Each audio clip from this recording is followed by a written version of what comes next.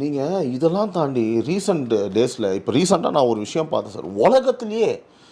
உலகத்திலேயே இந்த நெல் பயிர்கள்லாம் இப்போது ஒரு விஷயம் நம்ம பேசியிருந்தோம்ல சார், டெல்டாவில் நெல் பயிர்கள்லாம் வீணாக போச்சு.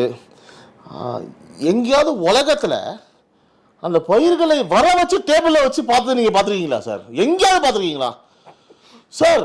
எனக்கு மனசே ஆறல சார். எனக்கு வெளில சொல்ல முடியாது. நான் எவ்வளோ எரிச்சலாக அதாவது எவ்வளோ முட்டாளாகிறானுங்க.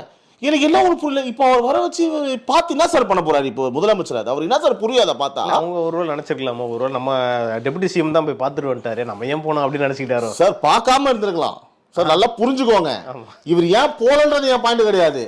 அதை வந்து இப்போ இந்த நம்ம கிராஸ் விட்டு வந்து தெரியுமா, ஆர்டிஃபிஷியல் கிராஸ், ஸ்கொயரா அதை அழகா கட் பண்ணி எடுத்து டேல் மேலே வச்சுக்கிறானுங்க. இவர் பார்த்து அழகா இந்த மாதிரி தழுவிட்டு இருக்கிறாரு கிராஸை. உண்மையா சார்?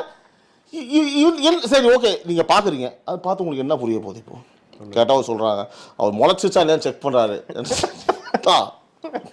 முளைச்சிச்சா இல்லையான்னு வீடியோவில் பார்த்தா தலைவி பார்ப்பியா?